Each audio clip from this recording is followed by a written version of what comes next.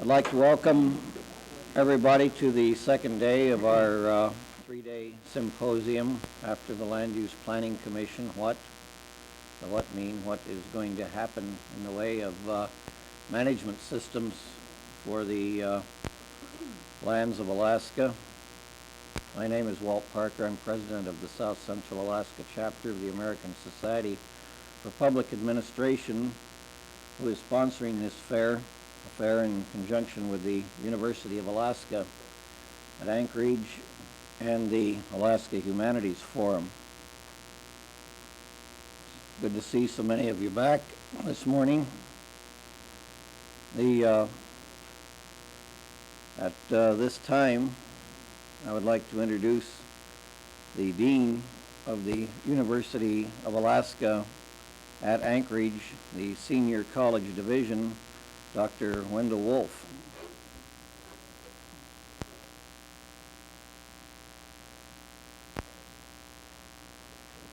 Again, we're pleased to help share our facilities with you and to have this program, the symposium, being held here.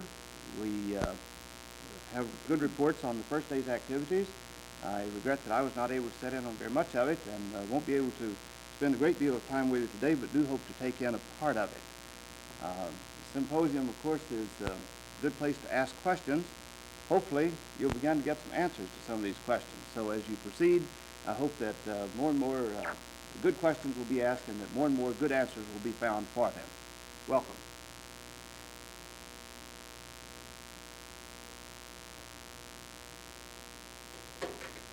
Thank you, Wendell.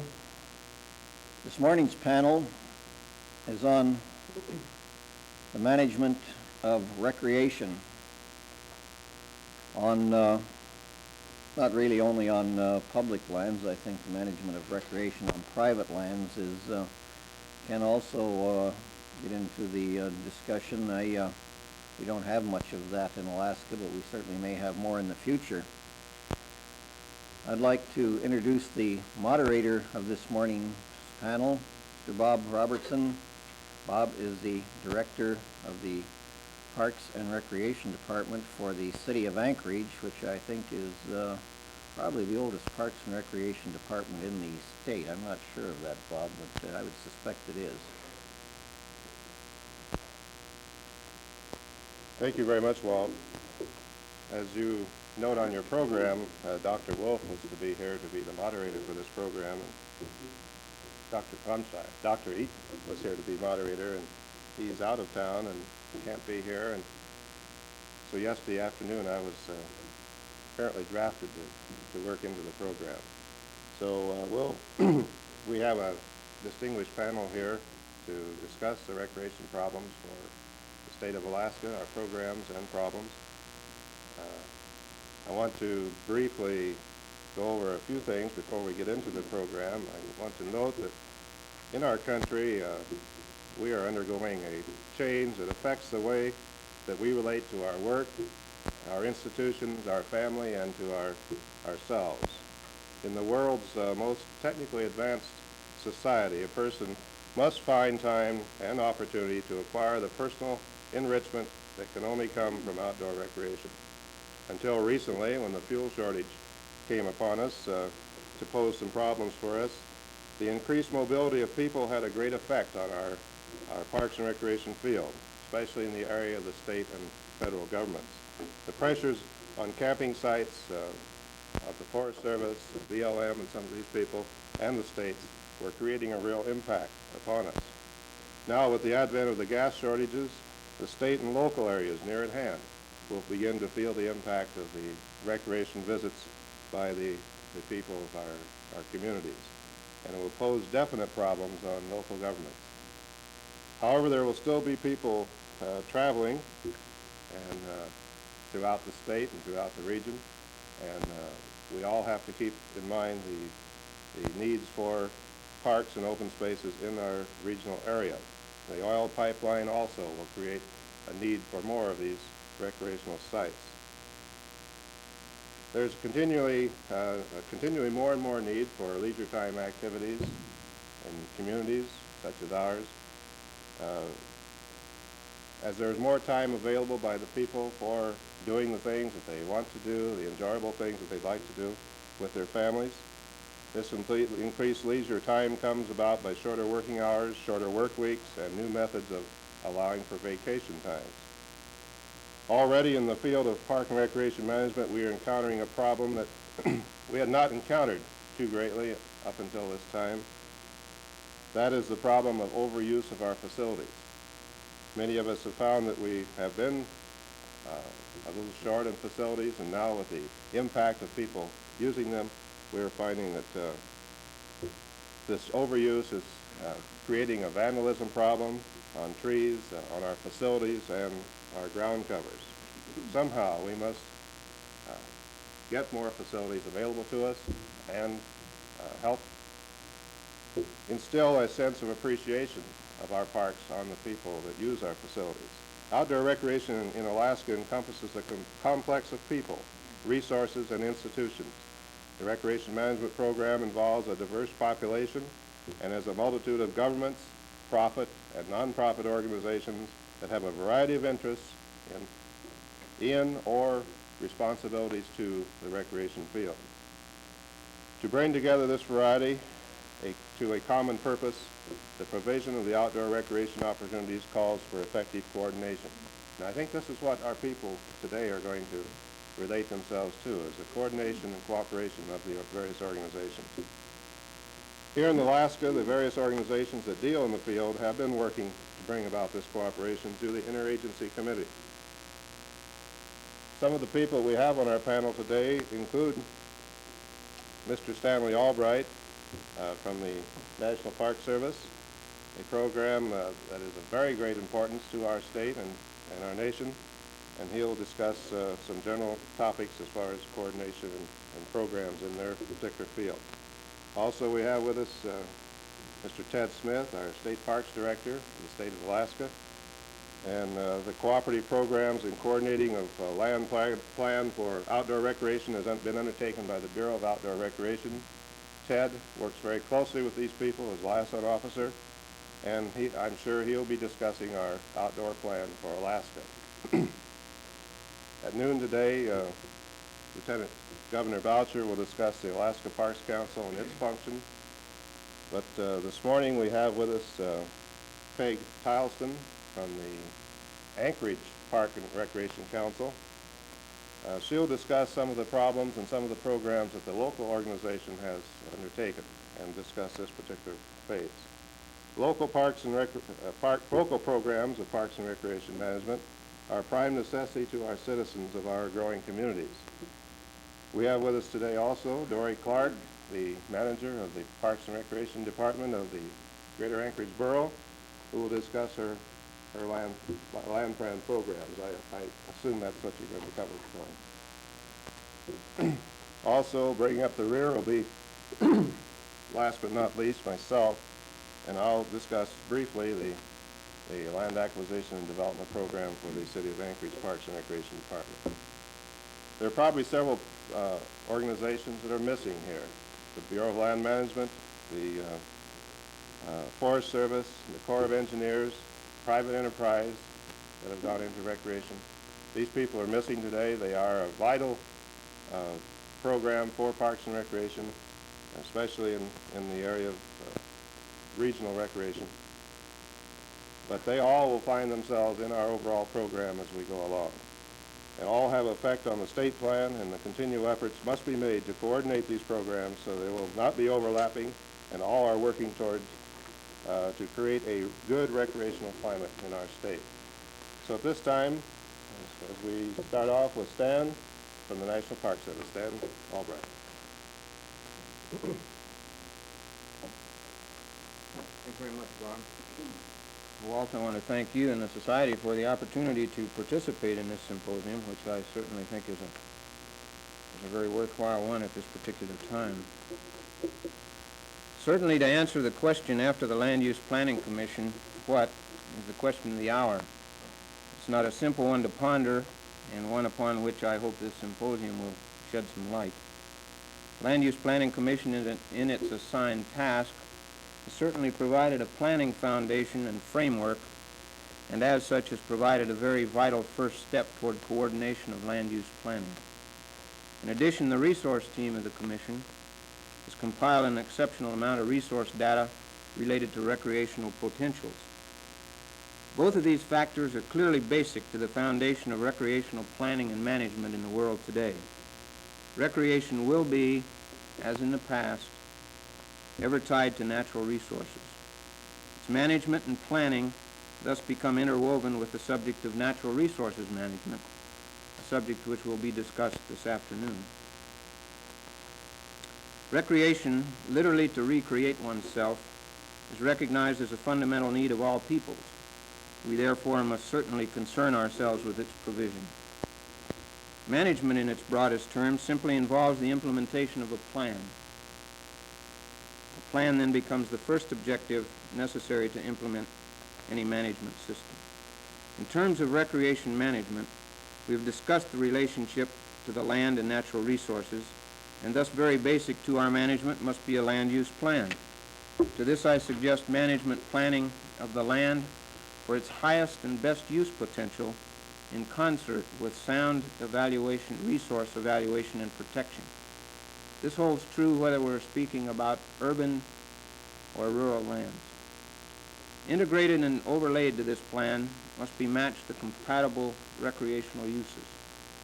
This is no easy matter in itself, for the ever-changing methods and means of recreation necessitate a dynamic plan which can be molded within established parameters of ever-increasing changes, both societal and technological. This requires a constant ear to the ground, so to speak, to enable recreational managers to meet our obligations to the recreational needs of society. As one of our newer employees stated when asked what questions he felt were most important to assist him in his work, he stated to know what the people want and to know what they need to know. This then implies both responsibilities to public input and an educational effort to assist in the acceptance of management objectives. We must draw ourselves closer in that we as managers must also know what our neighboring managers are hearing, planning, and doing. To plan on a localized basis, as is so often the case, is clearly not the answer for an effective recreational program. For no matter what one of us does, it can and most often does influence the other. Each of us has, through some means or another, a charter defining our basic responsibilities and management objectives, and thus to an extent our roles are defined in the total scheme. Collectively viewed, I feel relatively certain a full spectrum of recreational activities is covered, sometimes overlapped to great extents. Only when contributions of local, state, and federal governments, as well as private organizations and individuals, are effectively constructed in a responsive, integrated plan can we hope to meet our management obligations to the recreational needs.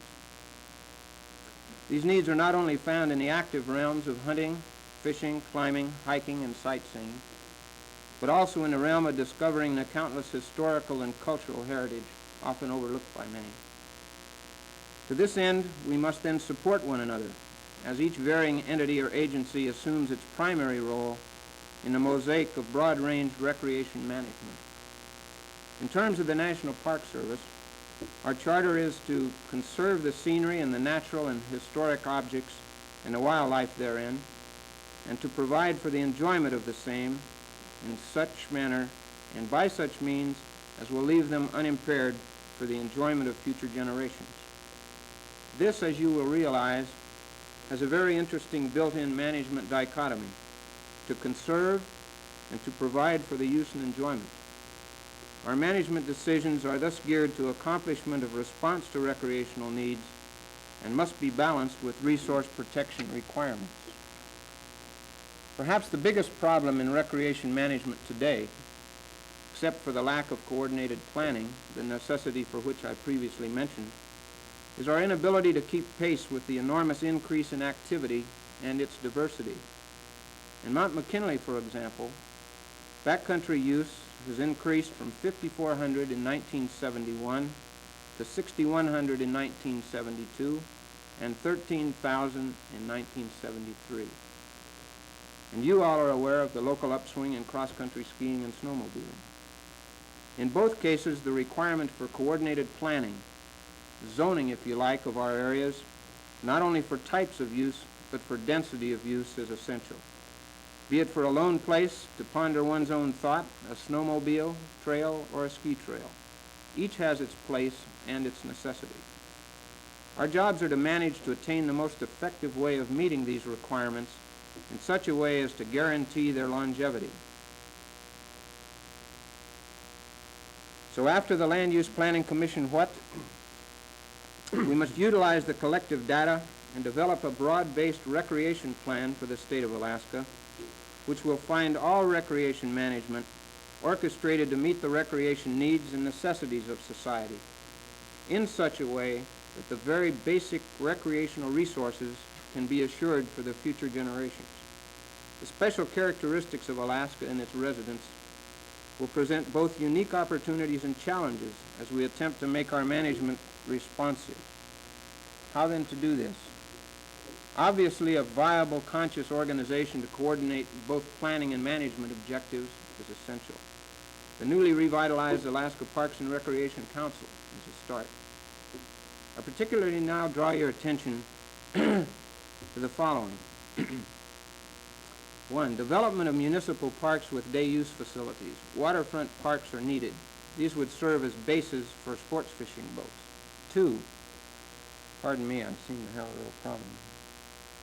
Development of state parks on a broad scale.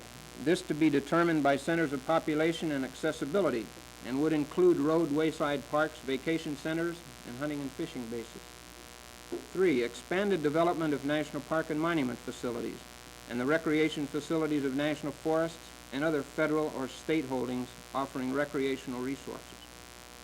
4, make federal lands available for private recreation development, such as hunting lodges, fishing camps, outfitting bases. 5, establish fish hatcheries for stocking game in streams and lakes.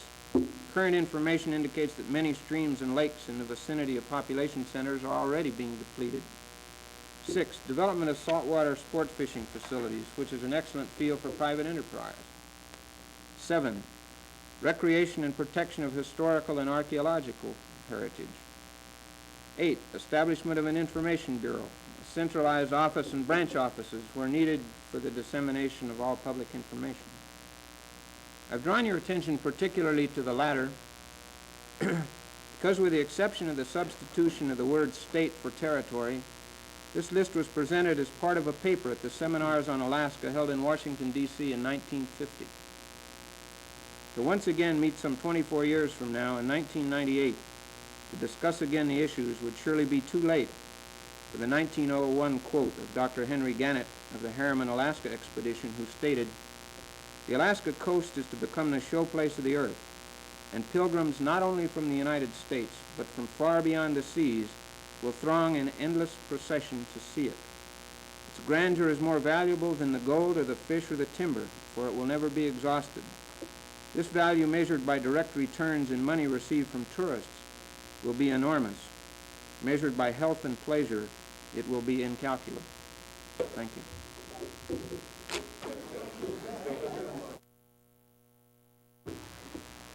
Thank you, Bob. Excuse me.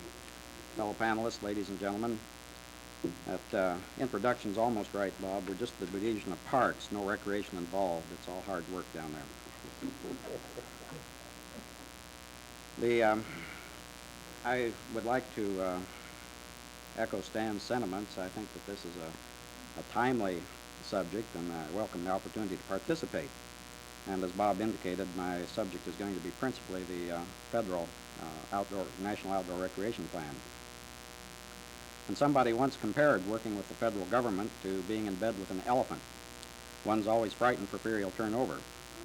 I think this is a very apt simile for our efforts to develop a state park system in Alaska. Our major problem at the moment is that last December the elephant did in fact turn over. This spasmodic twitch was the recommendation by Secretary of the Interior Morton to include some 100 million acres of Alaska in the so-called four systems.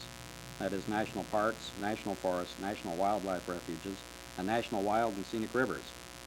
Whether we have in fact been crushed remains to be seen, but while we're feeling about for contusions, broken bones, etc., It would be helpful if we could somehow gauge the elephant's future intentions. Fortunately, we have freshly in hand a document published by the elephant itself, which is intended to be a roadmap to its future activities in the field of outdoor recreation. His first aid manual is titled Outdoor Recreation, A Legacy for America. As a matter of curiosity, has anybody else seen this? There has been some distribution then, I guess. This is the nationwide outdoor recreation plan, which was mandated under the act that created the Federal Land and Water Conservation Fund. This act was passed in September 1964, and the plan was published in December of 1973. This is a decade-long gestation period, unusual even for an elephant.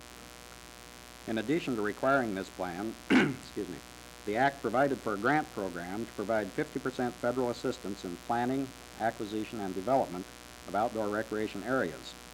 It made the state the administrator of the grant program and provided for the designation of a state liaison officer for the program in each state. It also required that each state prepare and maintain a comprehensive outdoor recreation plan in order to maintain grant eligibility. For Alaska, I am the designated state liaison officer, and the Division of Parks is the agency which prepares the comprehensive outdoor recreation plan. As a consequence, I have been involved in this planning process since its inception and feel reasonably well qualified to comment upon the plan itself. I would like to quote from the introductory portion of the plan, which outlines the plan in brief. It lists certain federal actions that will be taken. Excuse me. Specifically, and I quote, to increase the availability of recreation resources, the federal government will, 1, complete a program of identification and selection and a plan for acquisition for those superlative areas needed to round out the federal recreation estate. 2, open to the public directly or through state and local entities those underutilized portions of federal properties or facilities having public recreation values compatible with the primary purposes. 3, accelerate study and evaluation of proposed trails, wild and scenic rivers, wilderness areas, wetlands, and historical properties to ensure that these unique lands are preserved by federal, state, or local governments or private interests for the benefit of the public.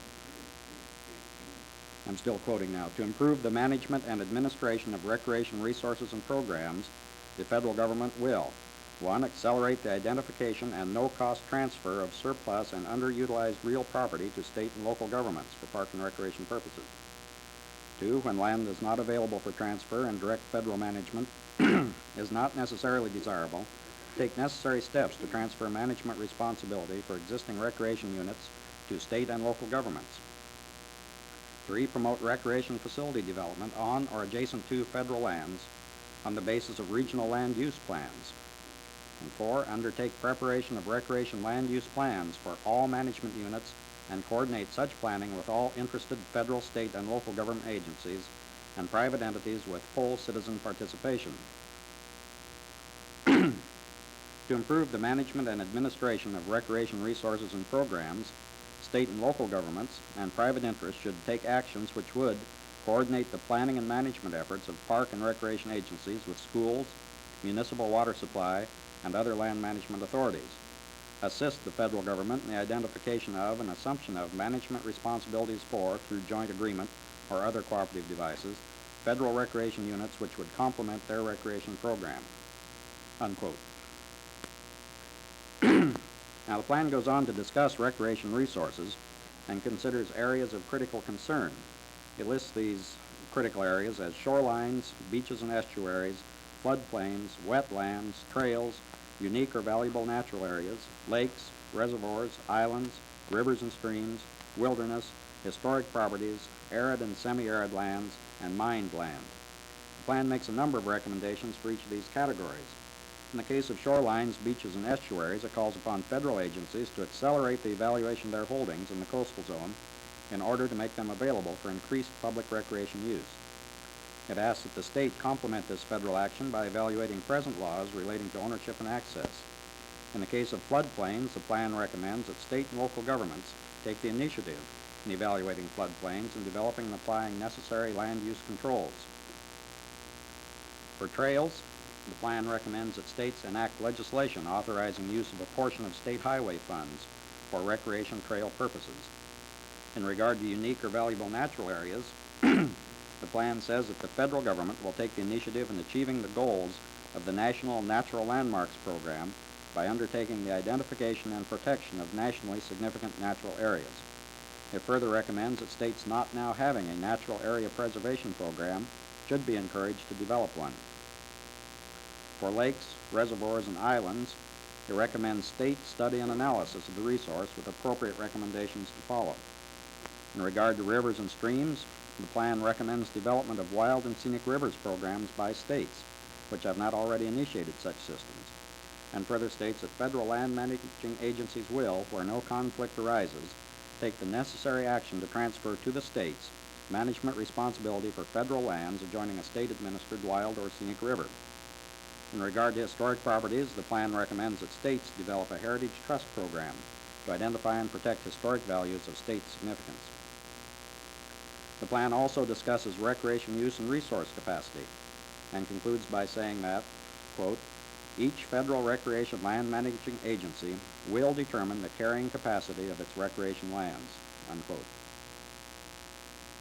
It also states that the Bureau of Outdoor Recreation will institute a reporting system on recreation use according to a standardized plan, and recommends that state and local governments prepare similar reports and also develop carrying capacities for each of their areas. The plan also discusses federal programs, roles, and responsibilities, and states that the administration, that's the federal administration, will seek legislation broadening the authority of the Bureau of Land Management in the field of recreation. In this area, it further states, and I quote, federal acquisition and management of recreation lands and waters should be limited to those areas of national significance. Orderly federal divestiture of lands and waters not of national significance will be undertaken in implementing this plan. Federal acquisition and management of recreation lands and waters should be limited to those areas of national significance. Orderly federal divestiture of lands and waters not of national significance will be undertaken in implementing this plan, unquote. The plan makes several recommendations regarding effective utilization of federal lands. It states, and I quote again, all federal agencies will accelerate the identification and no-cost transfer of surplus and underutilized real property to state and local governments for park and recreation purposes, unquote. And it goes on to say, I quote again, before final exchange or disposal action is undertaken by a federal agency, that agency will inform the affected state so that the state may check the proposed disposal against state and local land use and related plans. States, through their state comprehensive planning program, should assist in the identification of federal lands that could be exchanged to help meet their recreational needs, unquote. The plan also discusses the Land and Water Conservation Fund and states that the administration will seek amendments to the Fund Act which would apportion 20% of the fund instead of the present 40% equally among the states. We in Alaska are opposed to this since the bulk of our apportionment comes from the equal sharing provision. The plan also makes several recommendations for state actions, including a suggestion that state governments coordinate their recreation planning with other types of land use planning, and that the state hold periodic public meetings on the statewide comprehensive outdoor recreation plans and programs.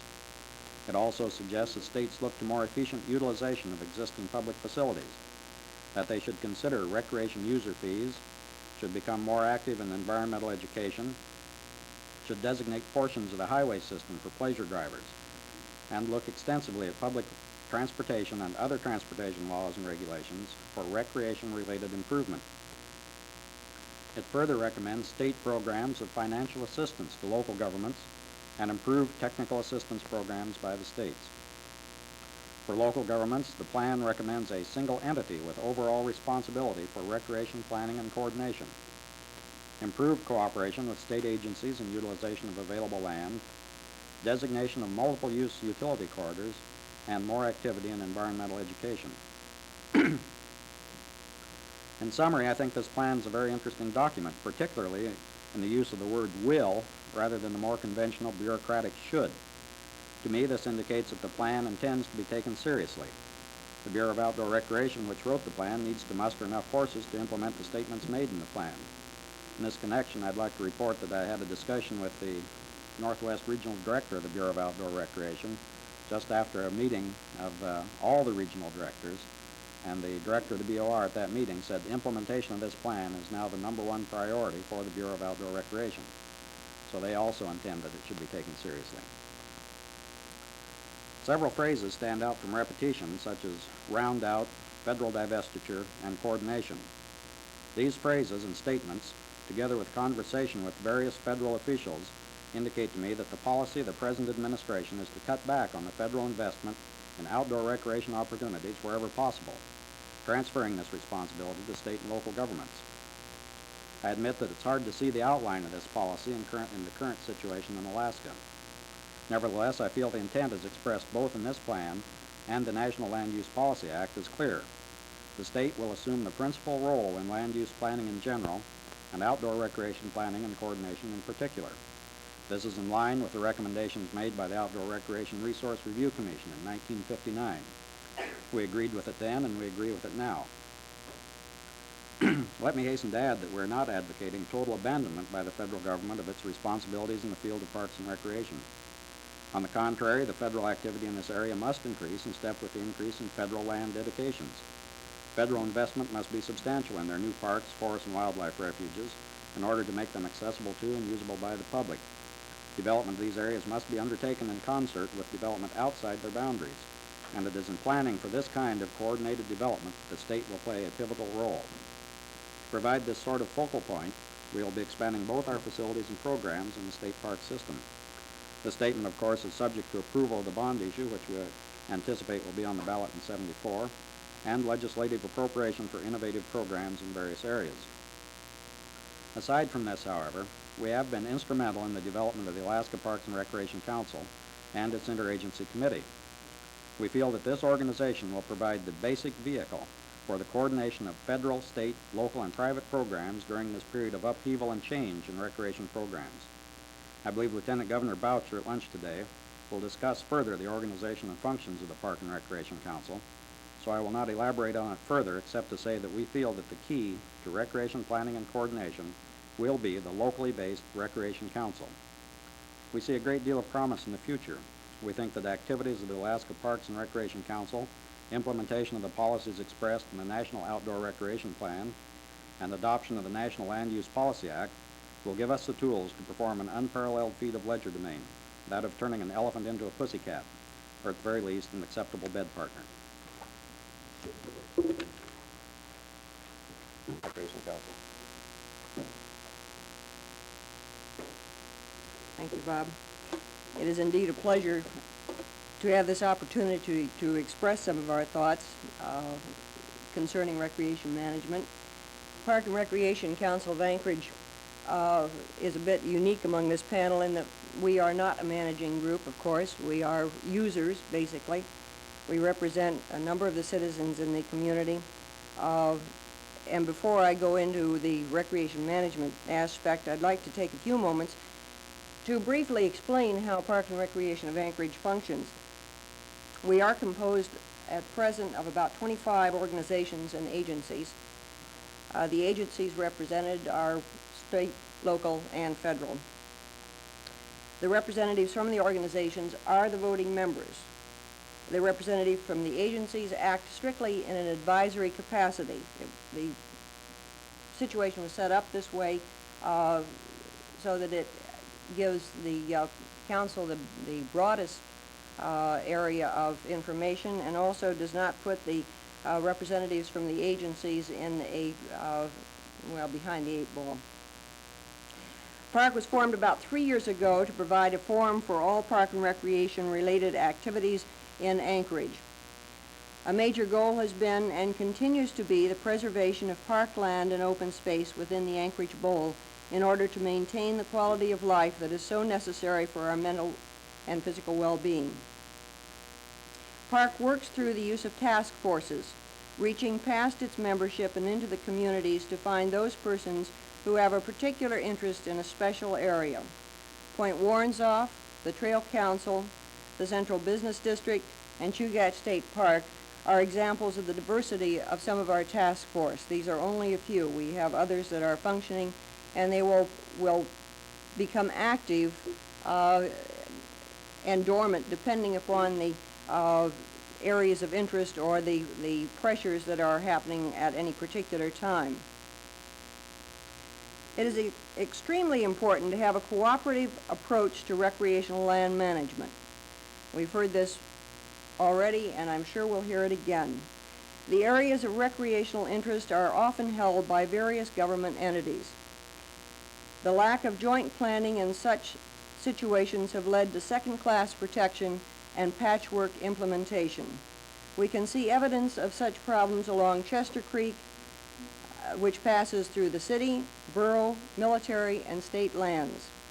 Camel Creek and the Rendezvous Trail are similarly affected. I might mention that the areas that I will be particularly dealing with are basically local areas, because this, of course, is where our main thrust lies. However, this does not mean that we try upon occasion or when the situation arises to look more broadly.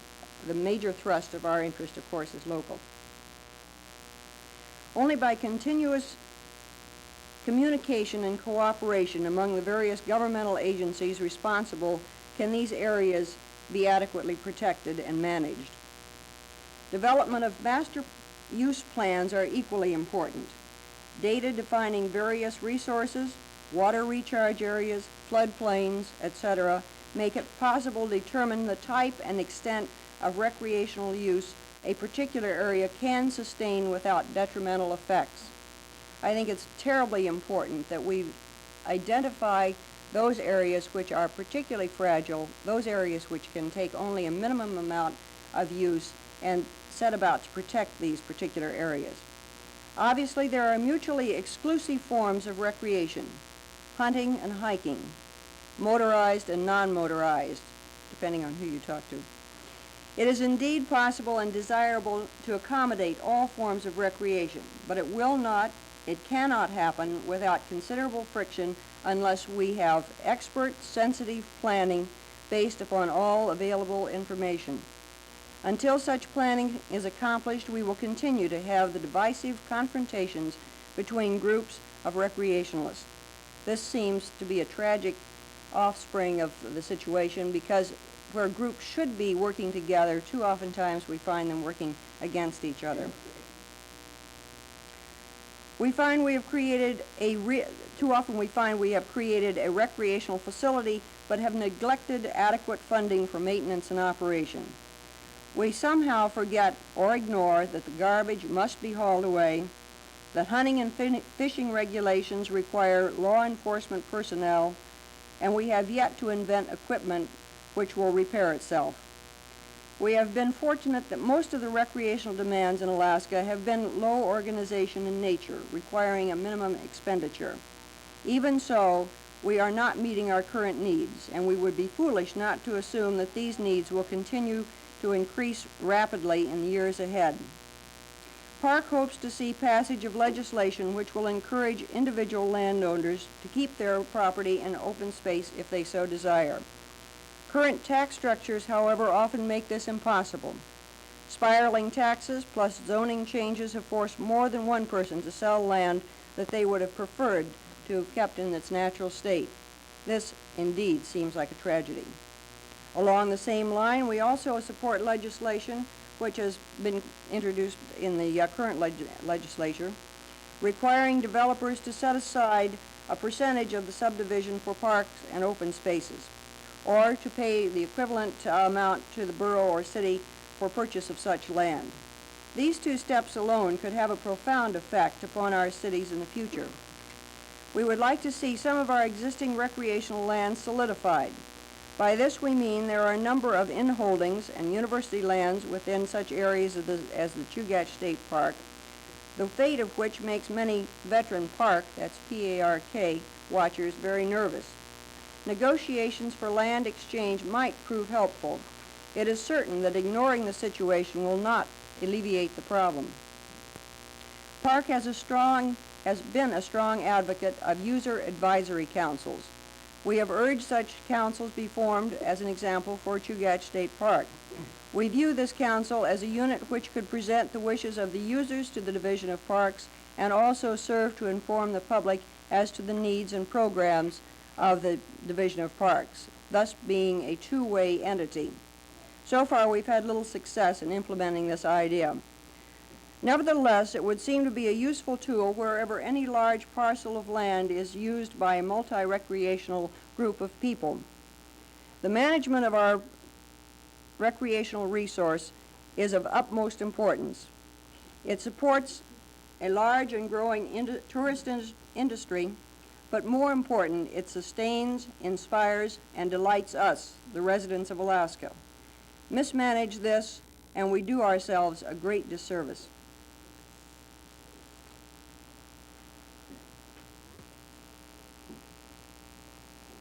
Thank you, Bob.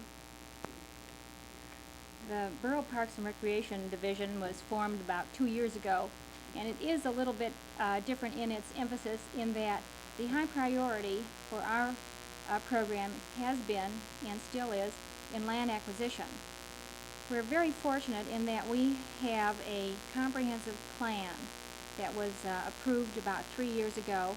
It was developed in the planning department with community input and has been our guidelines for the past 2 years in the thrust of our program.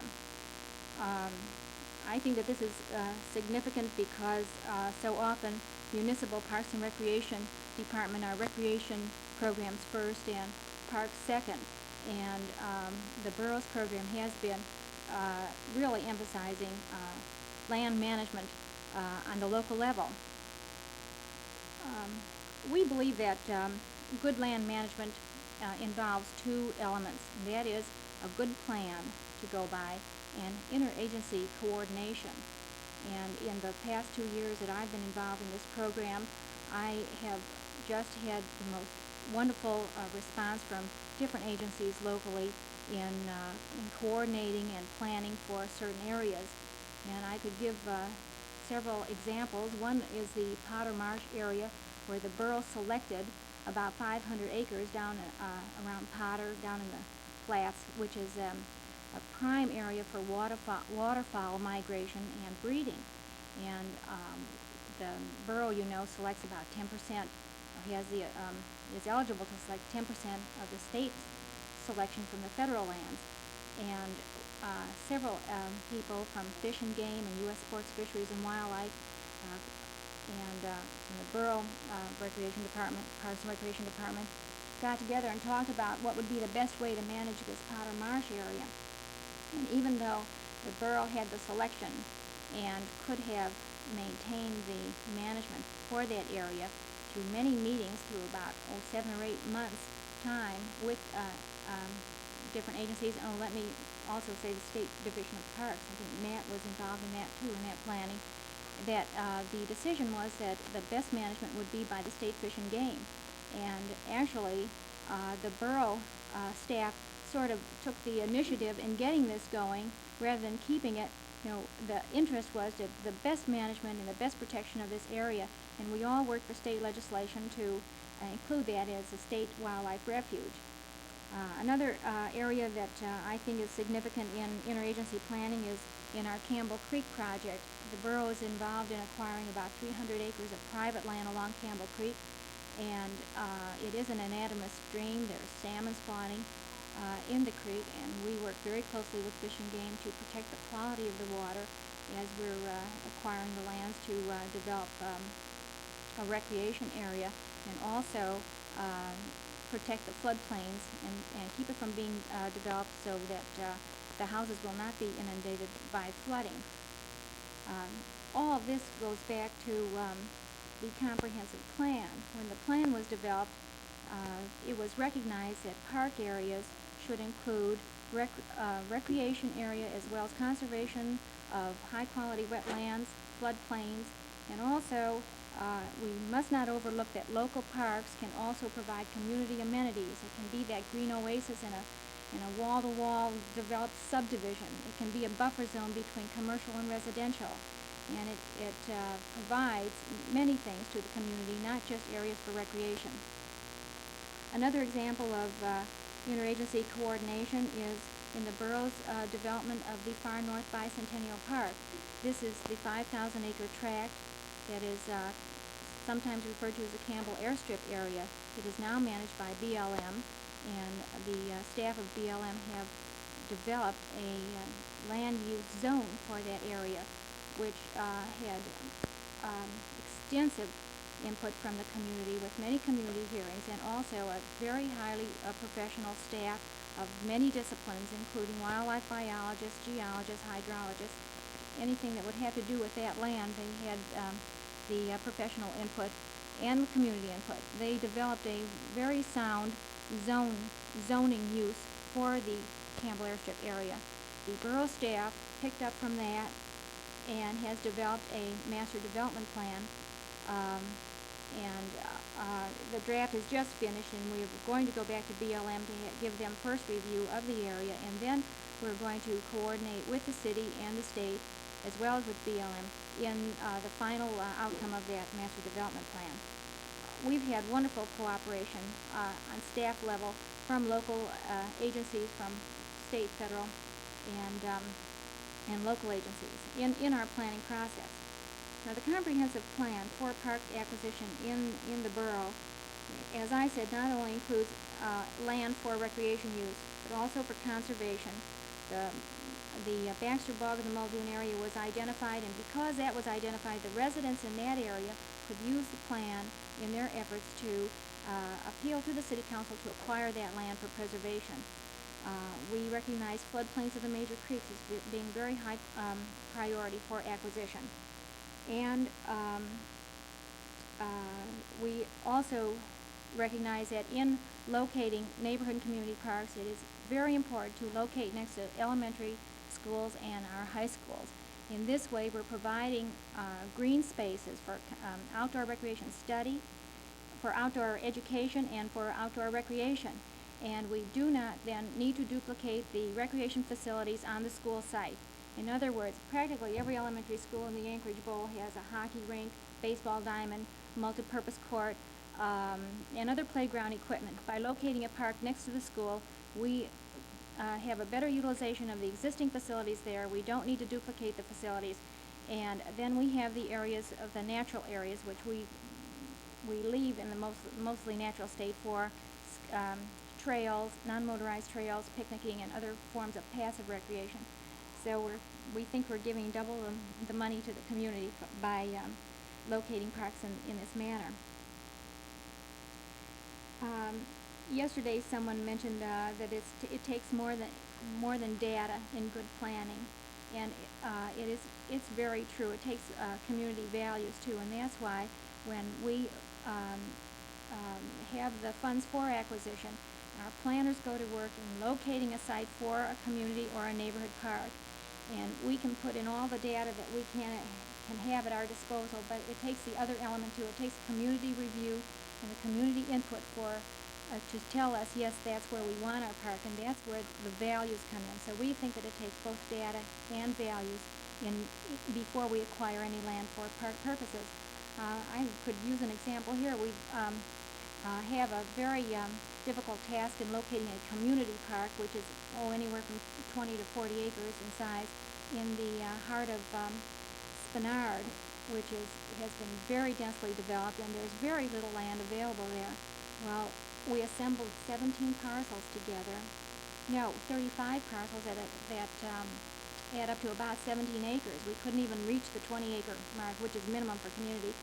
And we came up with what we thought was a very exciting community park plan.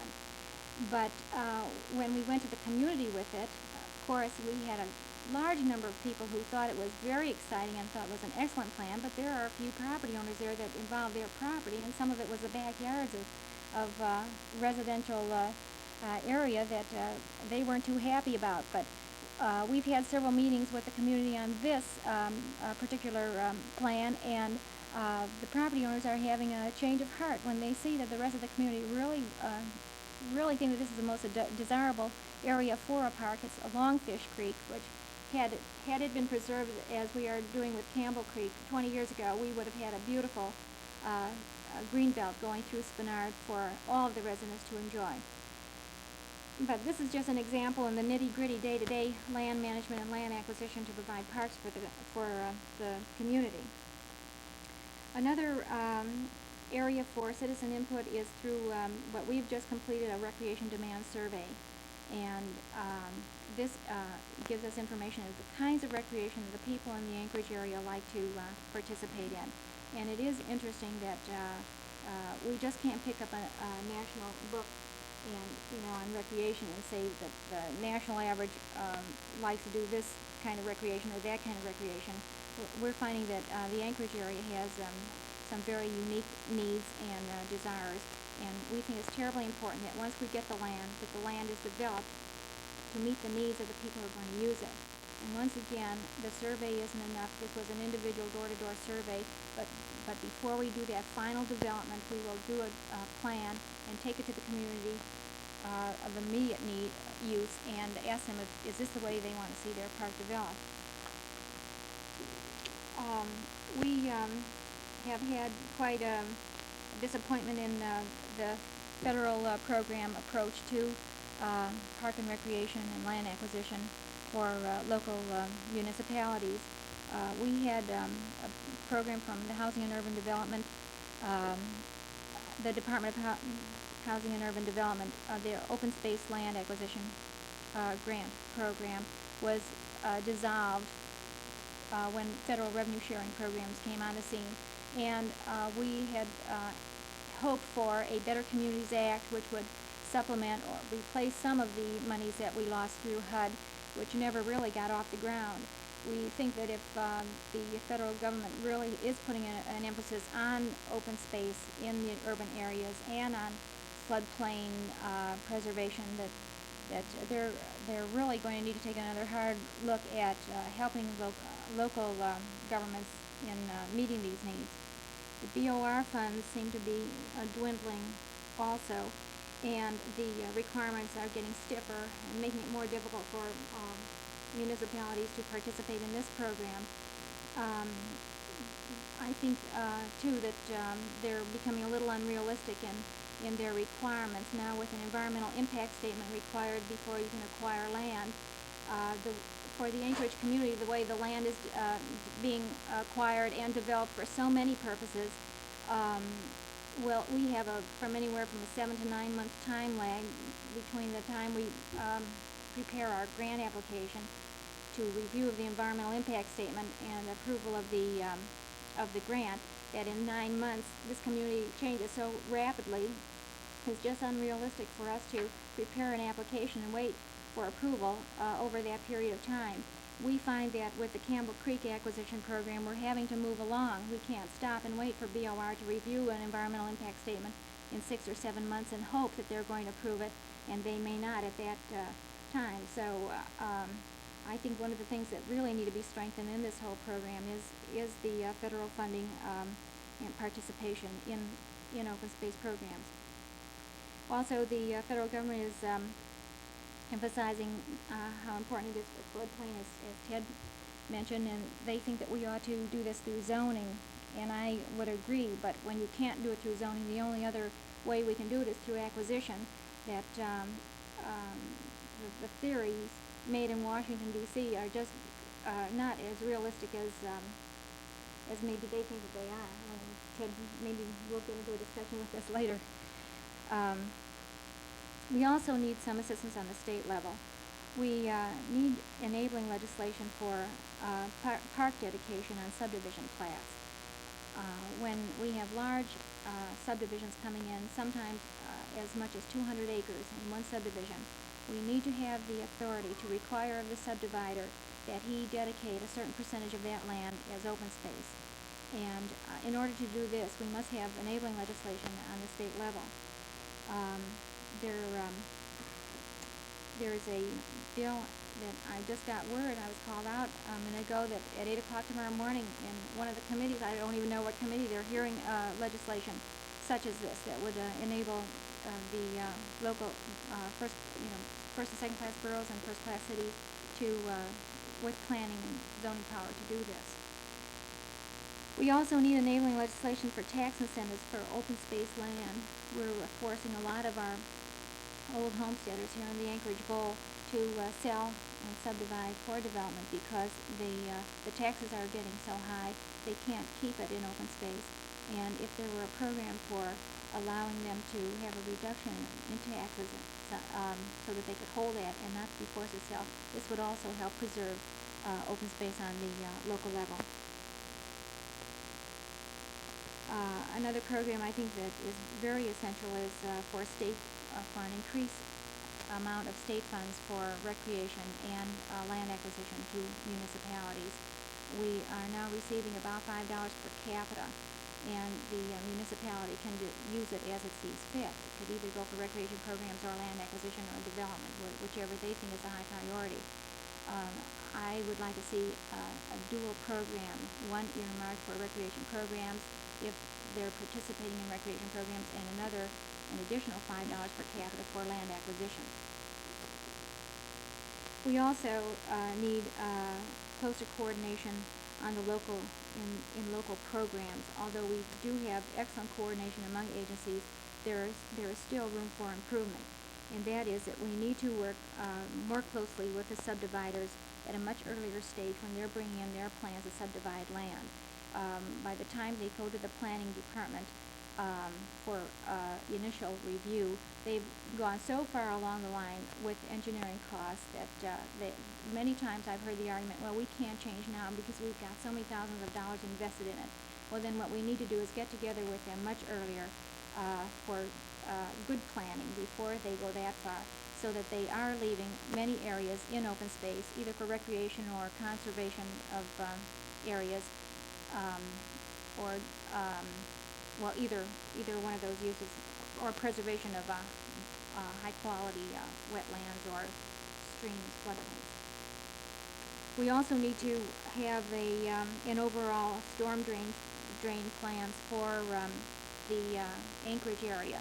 Yesterday, when we talked about watershed areas, someone did mention that storm drain plans for Anchorage are underway. Well, this has a very strong effect on our creeks, because all of the water disposal is always going down the natural drainage areas, which are the creeks. Our sewers are down Campbell Creek and Chester Creek, all the natural drainage areas. And now the storm drains they're talking about dumping them in the creeks, which is going to affect the quality of the water there. And we need to work a better plan. Well, this all goes back to who's going to pay for it. That's the least expensive way, is to drain your storm water into the creeks. Is the community going to be prepared to pay the greater cost to drain it some other area and preserve the quality of the water in our streams?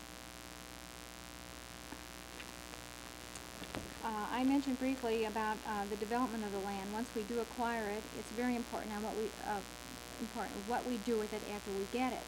We have a very good staff at the Borough, of both planners and landscape architects, that consider the soils, the slopes of the land, the water table, and the vegetation before any design is done for the development of the land. And our approach has been a sensitivity to the environment. We think this is very important because so much development has gone on in the Anchorage area without a sensitivity to the environment, that if it continues the way it's going, the only areas that are going to be protected are going to be our park areas. And that would be unfortunate, because everyone should approach development in that manner. We've got a master plan draft out of the Campbell Airstrip area, the far north Bicentennial Park, which approached the whole development in that way.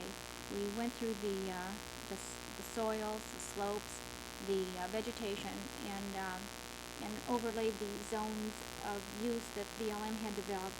And it's very surprising, although you might see slopes suitable for downhill skiing there, it's in the watershed area, so we take that into consideration and then rule that out if it's going to have an adverse effect on the watershed area. But of all the good management and all the good planning that we have and all the good interagency coordination that we have, we don't have enough parks to meet the recreation demand. We're going to have the overuse that Bob Robertson mentioned. And when you have an overuse, you are going to have an adverse effect on the land. And so one of the most important things that we have to consider is getting the adequate funding, getting the help from the state and federal government, and from the local community, and passing those bonds bond propositions to be able to acquire enough land to meet the needs. And I'd like to end with some words of wisdom from Will Rogers. He said, "Invest in land, they're not making any more of it."